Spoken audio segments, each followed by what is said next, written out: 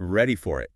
Let's dive deep, shall we? We're tackling the art of war, ancient China, battlefield strategy, the whole shebang. And what a fascinating deep dive it promises to be. We're not just looking at the text itself, but also who Sun Tzu actually was. Man, myth, military mastermind. Right.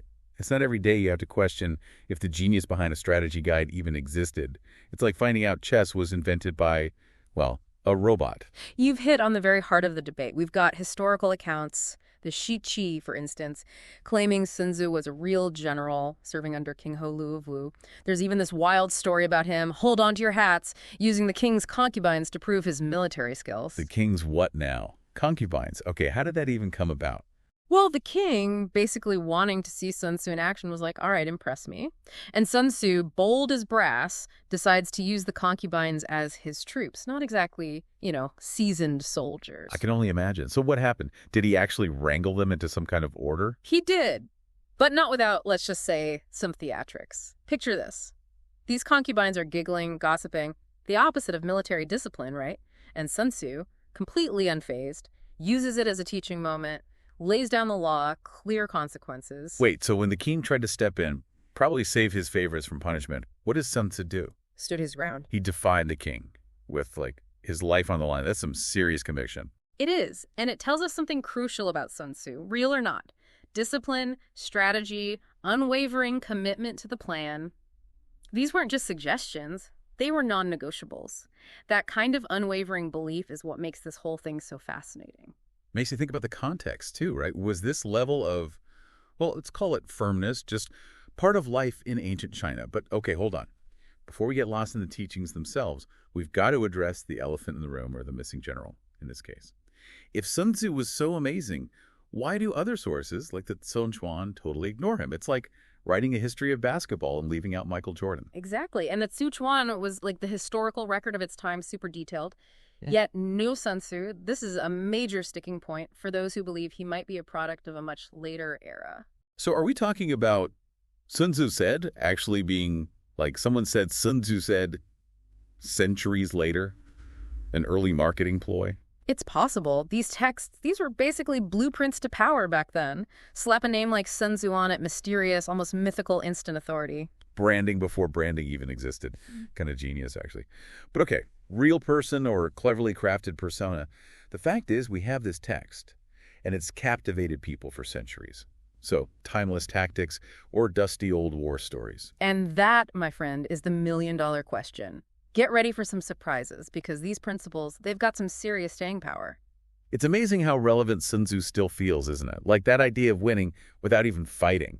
Talk about a power move. Right. I mean, it sounds kind of counterintuitive coming from a supposed military genius. It's like winning a staring contest, but, with your eyes closed. Think of it this way. The real victory isn't about racking up casualties. It's achieving your goals while minimizing bloodshed. Diplomacy, strategy, even a bit of calculated deception, all about outmaneuvering your opponent before things get messy. So less brute force, more like strategic chess match. Precisely. Thinking several moves ahead, anticipating your opponent's reactions. Checkmate before they even realize they're playing, and that's where knowing yourself and your enemy comes in. Sun Tzu, dropping that know thyself wisdom centuries before it was cool. But how deep are we talking here? Give me an example. Take the idea of moral influence, for instance. Sun Tzu was all about shaping the battlefield the enemy's perception of you before a single blow is struck. Demoralize them, make them question their leader, their cause. It's as effective as any weapon. Psychological warfare, huh? Fascinating. Absolutely. He even talks about the terrain, not just physical obstacles, but the psychological impact. A narrow path, instinctive fear, wide open plain, feeling exposed. It's about mastering the land, yeah, but also how the mind perceives it. Okay, my mind is officially blown. So we've got psychological games, Yeah. strategic maneuvering, and then there's this whole other layer, spies. Oh, absolutely. Indispensable, according to Sun Tzu. He even categorized them into 5 types. 5, each with their own specific purpose. 5 types, that's like a whole secret agent network. All right, break it down for me. What makes say, a doomed spy different from a surviving one? A doomed spy, as dramatic as it sounds, is a calculated sacrifice. They're fed false info and then, allowed to be captured by the enemy. Whoa, high stakes. What's the goal there? To create chaos, manipulate. A believable doomed spy can make the enemy question their own intelligence, maybe even make bad decisions based on those lies. Talk about a power play. And the surviving spies. Your classic cloak and dagger types, they're the eyes and ears within the enemy ranks. Infiltration, observation, blending in. Sun Tzu stressed treating these guys well, their loyalty was paramount. Loyalty, discretion, still essential for any good spy today. Speaking of spycraft, one of our sources mentioned this incredible story about Pan Chao, a general who used a nighttime raid to completely outsmart his opponents. What can you tell us about that? Pan Chao's story is a perfect example of Sun Tzu in action. Outnumbered, he waited for nightfall, used fire as a weapon, total chaos, the enemy was routed. Using darkness, the psychological impact of fire. Like something out of a movie. What's the lesson here? Decisive action.